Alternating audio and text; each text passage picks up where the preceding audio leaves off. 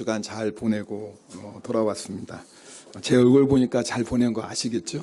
다 이뻐지셨다고 말씀합니다. 제가 평소 때 한국의 성지들을 순례하고 싶은 마음이 있었습니다. 이제 한국의 성지 순례는 특별히 순교하신 분들, 순교 유족들을 돌아보는 건데요. 이번 안식 주간에 그런 시간을 가졌습니다. 특별히 그 손양원 목사님의 순교 기념감을 방문했습니다. 여러분 아마 손양원 목사님 이야기는 자주 들었을 것입니다. 1948년에 여수 순천 반란 사건이 일어났을 때 손양원 목사님의 두 아들 동인, 동신, 공산당 청년들에게 의해서 총살을 당합니다. 그 소식을 들은 손양원 목사님, 놀라운 것은 그 자기의 두 아들을 죽인 그 원수 안재선이라는 청년을 용서할 뿐만 아니라 양자로 삼습니다. 참 기가 막힙니다. 그래서 손양원 목사님의 별명이 사랑의 원자탄입니다. 몇 년 전 아마 7, 8년 되는 것 같습니다. 그 손양원 목사님의 따님이셨던 손동희 권상님께서 저에게 오셔서 그때 일을 간증하셨는데 자기는 도저히 그 아버지를 이해할 수 없었다고 합니다. 아버지 용서하는 거는 제가 이해하겠는데 어떻게 양자를 삼으려고 합니까? 여러분 그 안재선이라는 청년이 양자가 된다는 건 뭐예요? 자기 오빠가 되는 거 아닙니까? 자기 사랑하는 두 오빠를 죽인 원수가 자기 오빠가 되는 건 도저히 용납할 수 없었다고 합니다. 그때 손양원 목사님께서 딸에게 성경에 보면 용서하라고 말씀할 뿐만 아니라 원수를 사랑하라고 하셨다. 저는 그 이야기를 들을 때마다 사람이 어떻게 그렇게까지 사랑할 수 있을까라는 생각을 하게 됩니다. 물론 그것은 손양원 목사님의 힘으로 된 것이 아니죠. 그 안에 있었던 예수 그리스도께서 역사하신 것입니다. 그러나 우리도 동일하게 예수님을 믿지 않습니까? 우리도 동일하게 예수님이 십자가 은혜로 구원받았고 우리도 그 은혜 가운데 지금 살고 있는데 왜 나는 그렇게 용서하고 그렇게 사랑하지 못할까? 그것이 늘 마음에 남는 의문이었습니다. 그런데 이번에 성지순례 하다가 그 의문에 대한 답을 찾았습니다. 사실 찾았다고 하는 말은 적당하지 않습니다. 사실 이미 알고 있었던 것이고 뿐만 아니라 여러분에게 여러 번 설교했던 내용이기도 합니다. 손양원 목사님 그 일대기를 소개하는 그 글에 보니까 이런 내용이 있는 거예요. 순교 기념관에. 기도로 시작하고 기도로 살고 기도로 마침. 이게 손양원 목사님의 인생이었대요. 기도로 시작하고 기도로 살고 기도로 마침. 기도를 많이 해서 손이 불처럼 뜨겁다고 손불이라고 불려요. 아니, 손양원 목사님 별명이 또 하나 있더라고요. 사랑의 원자탄이라는 별명만이 아니라 손불. 기도를 하도 많이 해서 손이 뜨거워서 손불이라고 불렸다는 거예요. 여러분, 우리가 사랑하지 못하고 용서하지 못하는 이유가 어디에 있는지 분명하게 말씀하고 있습니다. 우리도 나름대로 용서하죠. 근데 우리의 용서는요, 성경이 말하는 그런 용서가 아니에요. 용서했다고 말하지만 마음의 한편에 남아있어요. 그러다가 똑같은 일이 일어나면 어떻게 말합니까? 도대체 이게 몇 번인 줄 아세요? 내가 언제까지 참아야 되고 내가 언제까지 당신을 용서해야 됩니까? 진짜 용서한 게 아니죠. 여러분, 우리도 나름대로 사랑하지만 그러나 성경이 말하는 사랑은 아니에요. 성경은 우리가 모든 것을 참으며 모든 것을 믿으며 모든 것을 바라며 모든 것을 견디느니라 그렇게 말씀합니다. 근데 우리의 사랑은 나름대로 우리도 참죠. 나름대로 믿습니다. 바라고 견딥니다. 그런데 뭐예요? 제한적이고 조건적이고 잠시 잠깐이에요. 여러분, 만약에 우리가 어떤 것은 용서가 되는데 어떤 것은 용서가 안 된다. 그러면 그게 우리의 기도의 수준인 거예요. 어떤 사람은 사랑하는데 어떤 사람은 내가 사랑할 수 없어. 우리의 기도의 수준이 그만큼인 거예요. 우리 안에는 용서가 없어요. 우리 안에는 사랑이 없어요. 그것은 손양원 목사님도 마찬가지. 우린 다 죄인이기 때문에 그래요. 그러나 그분께서 자기의 두 아들을 죽인 원수마저도 용서하고 그렇게 사랑할 수 있었던 이유는 기도의 사람이었어요. 손불 기도했기 때문에 그래요. 오늘 여러분과 기도에 대한 말씀을 나누려고 해요. 오늘 우리가 읽은 시편 107편 말씀은 참 은혜가 되는 말씀인데, 특별히 오늘은 4절에서 9절까지 말씀 가지고 은혜를 나누려고 합니다. 우리 6절 말씀 함께 읽겠습니다. 6절입니다. 이에 그들이 근심 중에 여호와께 부르짖음에 그들의 고통에서 건지시고. 지금 이스라엘 백성들이 근심 가운데 있는데요, 이 근심이란 단어, 여러분 우리가 지금 6절에서는 근심이라고 번역되어 있는데요, 여러분 이와 같은 말씀이 107편에 여러 번 반복돼요. 예를 들면 13절 말씀도 볼까요? 자, 13절 말씀도 읽겠습니다. 이에 그들이 그 환난 중에 여호와께 부르짖음에 그들의 고통에서 구원하시되. 자, 19절도 읽겠습니다.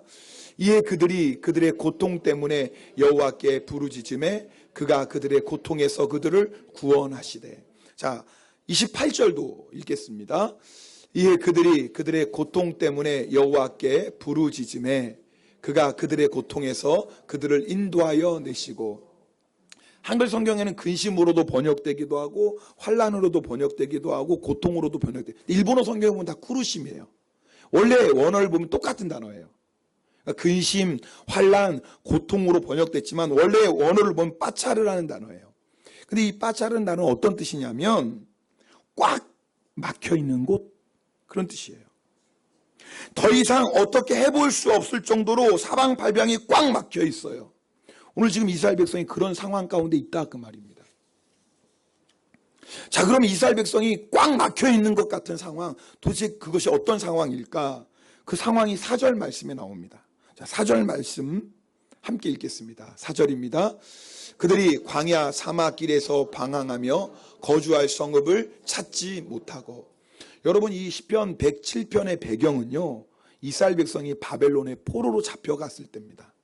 여러분 아시죠? 이스라엘 백성이 하나님 앞에 범죄함으로 말미암아 예루살렘 성전은 파괴되고 나라를 잃어버리고 바벨론의 포로로 끌려갔어요.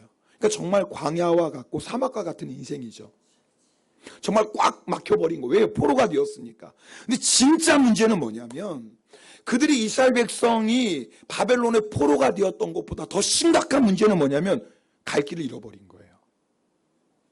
어떻게 살아야 될지, 어느 길로 가야 될지 그걸 잃어버린 거예요.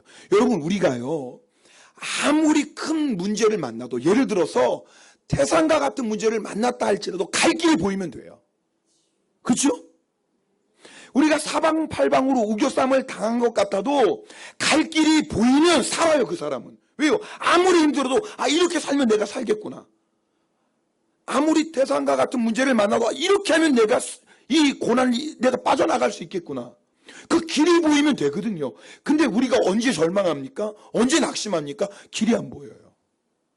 내가 이 태산과 같은 문제를 만났는데 길이 도대체 안 보이는 거예요. 이스라엘 백성의 문제는 뭐냐면 바벨론의 포로가 된 것도 문제지만 이제 어떻게 살아야 될지를 모르는 거예요. 살아서 뭐 하겠어요? 내가 어떻게 살아야 될지를 알지 못하는데. 혹시 여러분 가운데 그런 분이 계셔요? 내가 도대체 어떻게 살아야 되지, 남은 인생을?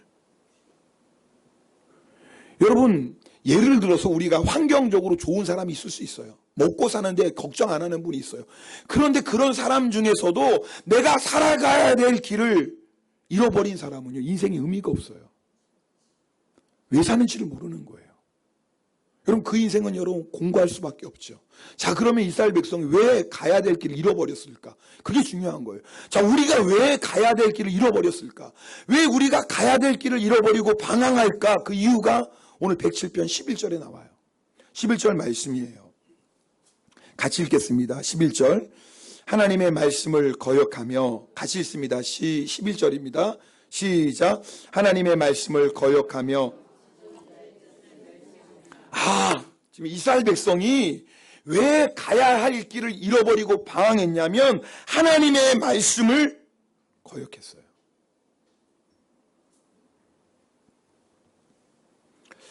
여러분, 우리 인생도 똑같아요. 여러분, 왜 우리가 가야 될 길을 잃어버리고 방황하는 줄 아세요?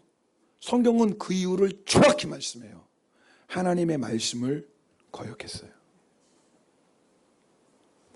여러분, 기차가요, 레일을 벗어나면 어떻게 됩니까? 처음에는 달리는 속도 때문에 그대로 앞으로 가는 것 같지만 결국은 뭐예요? 전복되곤 합니다. 하나님의 말씀을 거역하는 인생도 똑같아요. 처음에는 잘 달리는 것 같지만 하나님의 말씀을 벗어난 인생은 반드시 전복돼요. 방황하게 되어 있어요. 방황하는 인생은 그 다음 말씀 보면 거주할 성읍을 찾지 못한다고 말씀하고 있어요. 자, 방황하는 인생의 결론이 뭐냐? 어떤 모습으로 하냐? 거주할 성읍을 찾지 못해요. 여러분, 물론 이스라엘 백성에게 있어서 거주할 성읍은 가나안 땅이죠. 여러분, 이스라엘 백성이 바벨론에서 포로로 살고 있어요. 그 땅에서 어떻게 이스라엘 백성이 거주할 수 있겠어요? 이 땅은 내 땅이 아니에요. 이 나라는 내 나라가 아니에요. 내 나라는 어디예요? 가나안 땅이에요. 그러니까 이스라엘 백성이 마음이 얼마나 공고하겠어요. 비록 바벨론 땅에서 잘 먹고 잘 산다 할지라도 이 땅은 내가 있어야 될 곳이 아니에요. 이스라엘 백성이 있어야 될 곳은 어디예요? 가나안 땅이에요. 여러분, 이 말씀 잘 들으셔야 돼요. 우리가 이 세상에서 잘 먹고 잘 살 수 있어요. 이 세상에서 부귀영화도 누릴 수 있어요. 그러나 아셔야 돼요. 이 땅은 우리가 영원히 거할 곳이 아닙니다. 우리가 영원히 거할 곳은 어디예요? 천국이에요. 여러분, 우리가요, 하나님의 말씀을 거역하면 반드시 방황하는 인생이 됩니다. 방황하는 인생이 되면 뭐가 문제인 줄 아세요? 우리가 영원히 거할 성읍 천국을 잃어버려요. 여러분, 우리는요, 천국에 소망 가지고 가는 사람들이에요. 물론 우리가 지금 천국에 들어간 건 아니지만 천국을 소망할 때 어떤 일이 일어나는 줄 아세요? 우리 마음에 천국이 임해요. 천국을 소망하는 사람은 그 마음에 이미 천국이 임해요. 그래서 악한 죄 파도가 많은 이 세상에 살아와도 우리가 걱정하고 두려워하지 않는 것은 내 마음에 뭐가 있어요? 천국이 임했기 때문에 그래요. 그래서 어떤 환난과 풍파 속에서도 평강을 누리는 거예요. 왜요? 우리 마음 안에 천국이 임했어요. 그런데 우리가 천국에 대한 소망을 잃어버리는 순간에 우리 안에서 천국도 사라져요. 그래서 공고한 거예요. 그래서 우리가 날마다 우리의 영혼이 낙심하고 절망하고 방황하는 거 아니겠어요? 오늘 여러분 가운데 말씀을 거역하고 방황하는 분이 있다면, 오늘 여러분께서 우리의 길이 되시는 예수님을 놓쳐버린 분이 있다면, 그래서 오늘 말씀처럼 줄이고 공고한 인생이 되었다면 우리가 해야 될 일이 있어요. 그게 뭐예요? 오늘 말씀은 부르짖어라고 말씀하고 있어요. 기도하는 거예요. 여러분 가운데 내가 말씀을 떠나 방황하고 있다. 사실 우리가 길 대신 예수님 따라가는 거 모르는 사람이 어디 있어요? 예수님의 뜻대로 살아야 되는 거 다 알죠. 근데 문제는 뭐예요? 아는데 그 길로 갈 수 없는 거예요. 우리의 힘으로. 여러분, 우리 가운데 용서해야 되는 거 모르는 사람은 어디 있어요? 다 알죠. 우리 가운데 사랑해야 되는 거 모르는 사람이 어디 있어? 다 알죠. 그런데 우리의 문제가 뭐예요? 용서해야 되는데 용서가 안 되고, 사랑해야 되는데 사랑할 수 있는 힘이 없어요. 그게 우리예요. 그럼 어떻게 해야 돼요? 용서할 수 없으니까 용서 못하지. 사랑할 수 없으니까 사랑 못하지. 이러고 끝날 거예요? 아니죠. 어떻게 해야 되죠? 부르짖어야 돼요. 여러분이 길 대신 예수님을 잃어버리고 방황하고 있다면, 내가 이렇게 살면 안 되는데, 내가 이렇게 계속 내 마음대로 세상 따라 살면 안 되는데, 이런 마음이 있다면 어떻게 하셔야 돼요? 오늘 이 시간에 부르짖어 기도하셔야 돼요. 내 힘으로는 절대 그 길 갈 수 없어요. 내가 이 길을 걸어야 되는 것을 알고 있지만 우리는 그 길을 걸어갈 수 있는 힘이 없어요. 우리는. 그게 우리 아닙니까? 그럼 어떻게 포기할 거예요? 안 되잖아요. 우리가 길 대신 예수님을 떠나면 어떻게 돼요? 영원히 거할 집주차도 잃어버리는 거예요. 우리가 사는 길은 하나밖에 없어요. 길 대신 예수님을 따라가는 거예요. 어떻게 길 대신 예수님을 따라갈 수 있습니까? 내 부르짖자, 그 말이에요.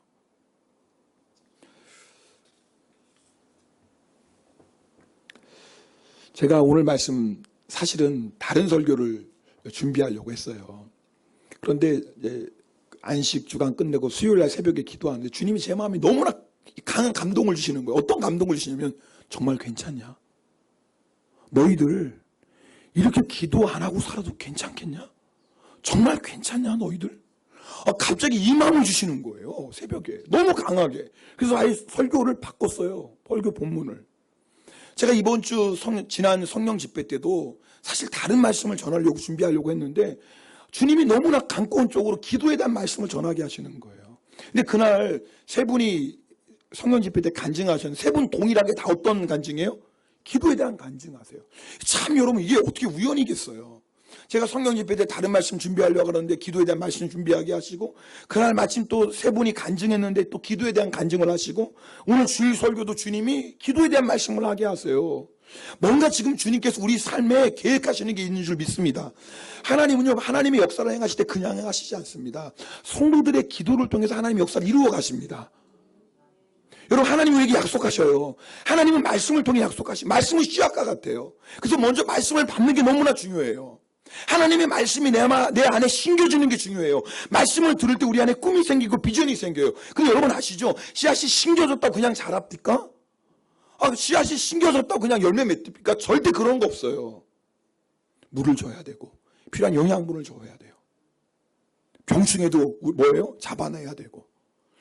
영적인 원리는 똑같습니다. 하나님이 우리 안에 말씀의 소원을 주셨어요. 우리 안에 하나님이 주신 꿈이 있다고요. 거룩한 비전이 있다고요. 그러나 하나님은 어떻게 그 꿈을 우리에게 주신 그 하나님의 비전을 이루어 가십니까? 기도를 통해서 이루어 가세요. 이것이 하나님이 일하시는 방법이에요. 우리 힘으로 하는 게 아니에요.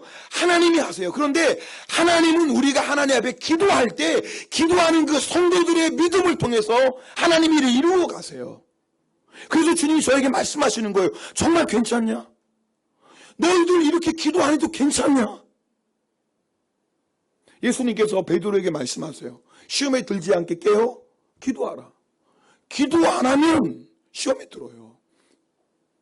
여러분 정말 괜찮아요? 기도 안 해도?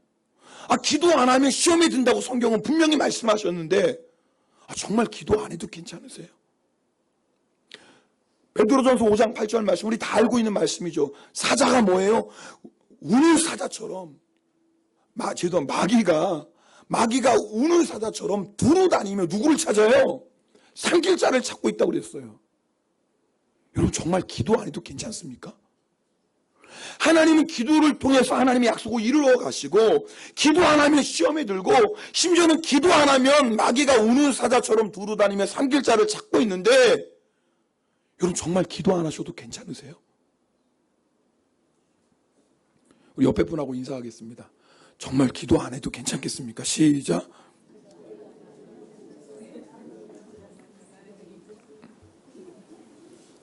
대답을 하셔야죠. 저는 괜찮아요. 그런 사람 있어요? 여러분 사실 제가 안식주간에서 왔으니까 여러분 2주 만에 만나는 거 아니에요. 그러니까 여러분에게 사실은 좀 그렇죠. 오늘 이렇게 정말 기도 안 해도 괜찮습니다. 마치 도전적인 말이에요. 그 설교 제목도 사실 정말 괜찮습니까? 그렇게 하고 싶었는데 그럼 여러분 이상하잖아요. 무슨 이런 설교 제목이 다 있어. 뭐 하자는 거야 지금? 그렇게 오해하실 분도 있고 그래서 좀 얌전하게 그냥 오늘 성경 본문에 나오는 환난을 만났을 때 환난 중에 있을 때 기도 제목을 이렇게 정해지면 사실 주님이 저한테 주신 기도 제목은 정말 괜찮냐? 왜요? 새벽에 주님께 저에게 너무나 강하게 주셨어. 너희들 정말 괜찮냐? 내가 지금 너희들의 인생을 통해서 너희들의 교회를 통해서 내가 행할 놀라운 일이 있는데 내가 너희들의 기도를 통해서 이 놀라운 일을 행할 텐데 내가 지금 너희들의 기도를 기다리고 있는데 너 정말 그렇게 기도 안 해도 괜찮겠냐? 여러분 아세요? 하나님은 우리를 향해 크고 놀라운 계획을 갖고 계십니다. 하나님은 그저 우리가 예수 믿고 구원받고 천국 가는 거 그걸로 우리 인생을 끝나시는 분이 아니라 구원받는 우리를 한 사람 한 사람을 향한 크고 놀라운 계획을 가지고 계십니다. 하나님은 우리 교회를 향해서 크고 놀라운 계획을 가지고 계십니다. 아니 모든 교회를 향해서 하나님은 크고 놀라운 계획을 가지고 계세요. 왜요? 음부의 권세가 교회를 이길 수 없다니까. 다른 말로 하면 교회는 대적의 문을 취하는 게 교회예요. 이게 얼마나 대단합니까? 교회가 크고 작고를 떠나서 예수의 피로 세워진 교회는 대적의 문을 취한다고요. 할렐루야. 이게 교회의 권세예요. 이게 교회의 능력이에요. 이게 교회의 비전이에요. 근데 왜 교회들이 이렇게 약해져 버렸어요? 뭐가 약한 거예요? 기도가 약한 거예요. 그러니까 예수 믿는데 용서도 못해요. 예배 드리는데 용서도 못해. 예배는 예배고 여전히 용서 못하는 사람은 용서 못해. 이게 우리의 모습일 수 있어요. 오늘 이렇게 나와서 예배 드리는데 사랑 못하는 사람은 여전히 사랑 못해. 저 사람은 절대 나 사랑 안 해. 여러분, 우리 안에 그리스도 예수 십자가의 능력이 있는데 그 십자가의 능력은 자기의 두 아들을 죽인 원수마저도 양자 삼는 능력인데 왜 우리는 그 능력을 경험하지 못하냐고요. 용서가 부족한 게 아니에요. 사랑이 부족한 게 아니에요. 뭐가 부족해요? 기도가 부족해요. 손불, 기도로 시작하고 기도로 일하고 기도로 마쳤다. 여러분, 우리가 이렇게 살면 용서 못할 사람이 어디 있고 사랑 못할 사람이 어디 있겠어요?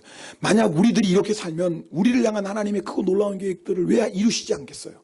우리 교회가 이 기도의 능력을 회복하면 왜 하나님께서 우리 교회를 통해서 대적의 문을 취하시는 그 놀라운 역사를 이루지 않겠어요? 이번 주 금요 성령 집회 때 제가 이제 속회별로 기도하시잖아요. 근데 참 감사했어요. 다른 어느 때보다도 하나님께서 기도의 문을 많이 열어주셨어요. 근데 주님께서 저에게도 개인적으로 너 좀 더 기도해라. 그런 감동을 주시는 거예요. 그래서 주님께서 너 12시까지 기도해라. 그런 마음을 주셔서 순종했어요. 근데 기도 가운데 제가 생각하지 못했던 기도 제목을 주시는 거예요. 제가 깜짝 놀랐어요. 그런 기도 제목을 줘서 어떤 건데요? 물어보지 마세요. 너무나 귀한 거라서. 근데 나의 상황이나 우리 교회 상황을 보니 말도 안 되는 거예요. 근데 주님이 자꾸 그런 마음을 주세요. 근데 여러분, 주님이 주신 마음의 소원, 내 상황이나 내 형편 가지고 우리가 이건 되겠구나. 이건 내 상황이나 내 형편에 보면 이건 불가능하네. 여러분, 우리가 그렇게 우리 마음대로 취사선택할 수 있습니까? 아니죠. 그건 믿음이 아니죠. 주님이 주신 소원은 누가 이루세요? 주님이 이루십니다. 여러분 믿습니까? 근데 우리가 해야 될 일이 있는 거예요. 주님이 주셨으니까 주님이 알아서 이루지. 이건 믿음이 아니에요. 여러분, 그거 절대 믿음 아닙니다. 오해하지 마세요. 주님이 알아서 다 해주시겠지? 아니에요. 어떤 분이 이렇게 기도해요. 주여, 내가 구하지 않은 것도 있지만 구하지 않은 것도 다 주실 줄 믿습니다. 어떻게 보면 굉장히 믿음이 있는 기도 같은데 여러분, 그건 성경에 그거 믿음 아니에요. 물론 하나님 우리가 구하기 전에 알고 있는 분이에요. 우리의 머리카락까지 헤아리고 계시는 분이에요. 물론 우리가 구하지 않은 것도 주시는 분이에요. 그러나 여러분 아셔야 돼요. 구하지 않아도 알아서 주시겠지라고 기도하지 않는 것은 주님 볼 때는 뭐가 없는 거예요? 믿음이 없는 거예요. 정말 믿음 있는 사람은 하나님이 구하지 않아도 알아서 주시겠지라고 하는 사람은 믿음이 있는 사람이 아니에요. 진짜 믿음 있는 사람은 뭐예요? 하나님 구하면 주신다고 하셨사오니 제가 구하나이다. 이게 믿음인 줄 믿습니다. 성도들이 자꾸 시험에 들어요.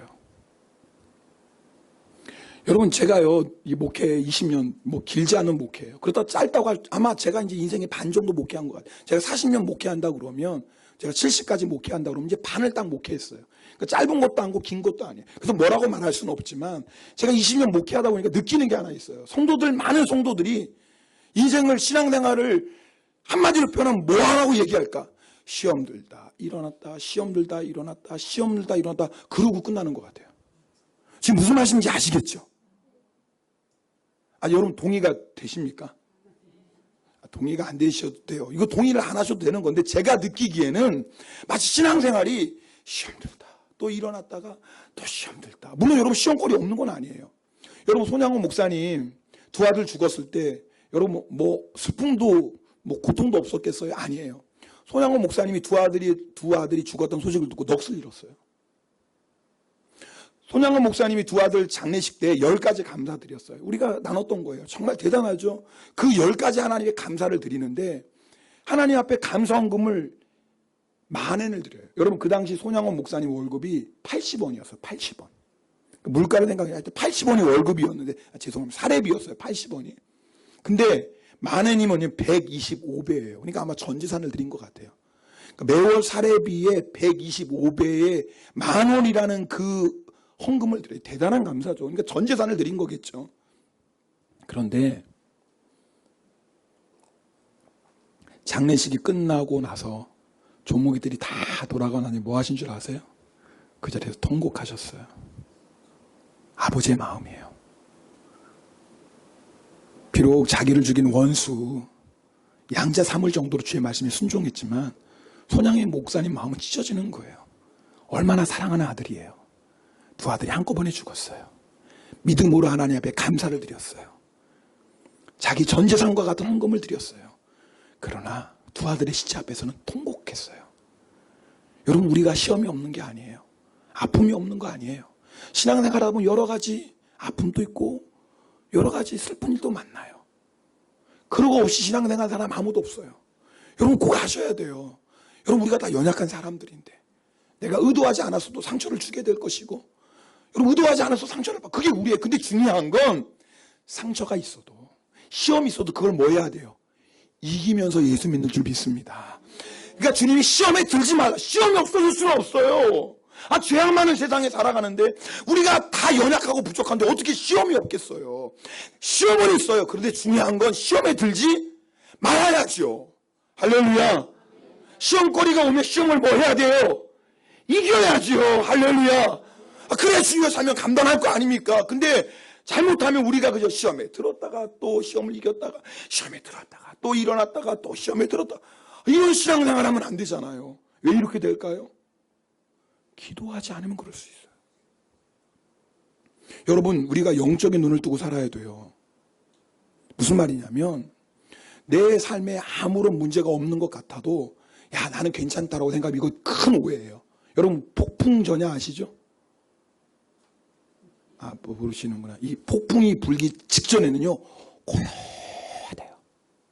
근데 그거 보고 야, 아무 일도 없네, 편안하네, 야, 나는 걱정연이 없다라고 생각하면 진짜 어리석은 사람이에요. 여러분, 폭풍 전야 그때가 영적으로는 더욱더 뭐 해야 돼요? 깨어서 기도해야 될 때예요. 아멘입니까? 근데 어리석은 사람은 폭풍 전야 같은 인생을 살면서도 기도하지 않아요. 지금 마귀가 우는 사자처럼 두루다니며 산길자를 찾고 있는데도 불구하고 폭풍 전야, 아무 문제가 없다고, 아무 고난이 없다고, 야, 나는 괜찮아 라고 한다면 참 어리석죠. 한순간에 무너져요. 여러분, 오늘 우리가 읽은 말씀의 결론이 9절이거든요. 우리 9절 말씀 함께 읽겠습니다. 자, 9절입니다. 시작. 그가 사모하는 영혼에게.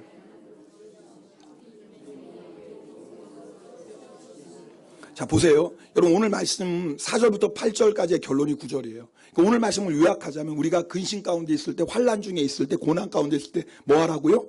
부르짖자, 그 말이에요. 그 고난과 환난이 우리가 하나님의 말씀을 거역해서 온 환난이든지 아니면 손양호 목사님처럼 믿음을 지키다가 순교해서 당하는 환난인지, 중요한 건 그런 환난을 만났을 때 우리가 해야 될 일이 뭐예요? 부르짖어 기도하는 거예요. 그런데 9절 말씀이 결론인데 9절 말씀은 뭐라고 시작하냐면 그가 사모하는 영혼에게 그래요. 근데 제가 이 말씀을 읽으면서 좀 이상했어요. 아니 9절도 뭐가 나와야 돼요? 그러니까 너희가 부르짖으면 하나님이 너희 영혼을 만족하게 하실 것이다. 하나님이 줄인 영혼을 좋은 것으로 채워주실 것이다. 이래야 되는데 갑자기 9절 결론에 뭐예요? 그가 사모하는 영혼에게. 그래서 제가 이 사모하는 뜻이 뭔가 하고 원어를 봤더니 놀라웠어요. 저도 처음 깨닫게 된 거예요. 배웠어요. 여러분, 여기서 말하는 이 사모하는 이 원어는요, 쇼케카라는 단어예요. 근데 이 단어가 무슨 뜻이냐면 맹수가 뛰어다니는 거래요. 이 단어가. 자, 그러니까 여러분, 부르짖는 것은 굉장히 동적이잖아요. 부르짖다 굉장히 동적이고, 사모한다라는 거 우리가 이미지는 뭐예요? 그냥 잠잠히 주님을 바라보는 어떤 이런 이미지가 있잖아요.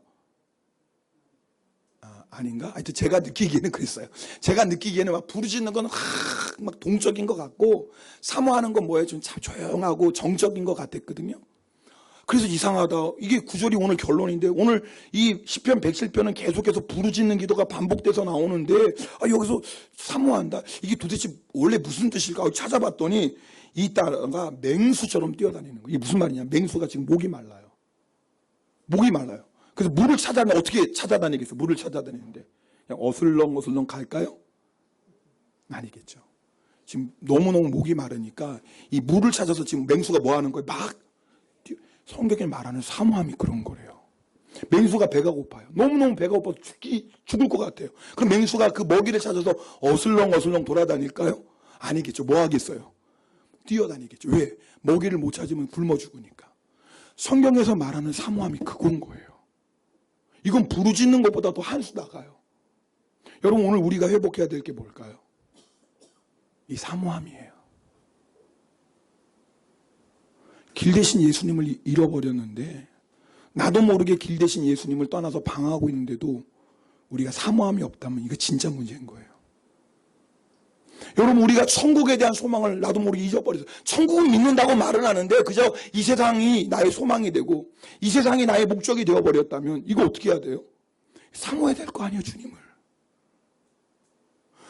여러분, 그렇지 않아요? 내가 용서해야 되고 내가 사랑해야 되는데 도저히 그럴 내 안에 능력이 없어. 그럼 어떻게 해야 돼요? 주님을 사모해야 될 거 아니에요. 우리의 문제가 뭐예요?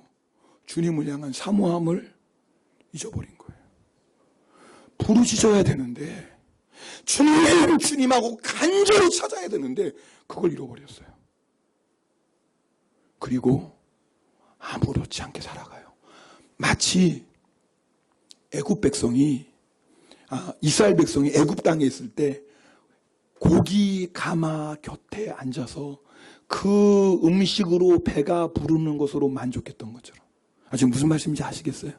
이스라엘 백성이 애굽 땅에 노예 있을 때 어디 있었냐면 고기 가마 곁에 있었다니까요. 주인 음식 만들어야 되니까. 근데 고기 가마 음식 곁에서 배가 불렀어요. 육신의 배가 불렀어요. 육신의 배가 부르니까 하나님을 향한 간절한 사모함을 잊어버리고 말았어요. 여러분, 우리 신앙생활에 가장 무서운 게 바로 이거예요. 차라리 우리가 큰 근심을 만나고 환난을 만나면 다행이에요. 왜요? 그러면 저절로 부르짖게 돼요. 주님, 저 이러다가 죽겠습니다. 주님, 저 큰일 났습니다. 근데 우리의 문제가 뭐냐면 살만해요. 먹을만해요. 왜요? 고기가 막 곁에 있으니까 지금. 그러니까 언제든지 육신의 배는 불러요. 근데 여러분 아세요? 애굽에서 아무리 이스라엘 백성이 배불리 먹어도 이스라엘 백성은 애굽 땅이 뭐예요? 종이에요. 죄의 노예라고요. 그렇게 고기가 막 곁에서 배불리 살다가 보면 마지막 갈 곳은 어디예요? 지옥이에요. 영적으로 깨어나야 돼요. 내가 지금 고기가마 곁에서 배부르다고 만족할 상황이 아니에요. 고기가마 곁에서 배부르다고 아예 기도 안 해도 됐겠지. 이게 진짜 무서운 거예요. 차라리 환난이 오고 고난이 와서 내가 주님 없으면 살 수 없습니다라고 부르짖는 게 그게 사실 은혜고 축복이에요. 오늘 이 기도 회복해야 돼요. 제가 오늘 설교 제목은 환난 중에 있을 때 했지만 오늘 제목 바꿀 거예요. 진짜 제목은 정말 괜찮습니까? 여러분, 제가 물어볼게요. 여러분, 정말 기도 안 하셔도 괜찮습니까? 아니, 저를 보세요. 이렇게 기도 안 하셔도 정말 괜찮나요? 아니, 이렇게 기도 안 하셔도 정말 괜찮아요.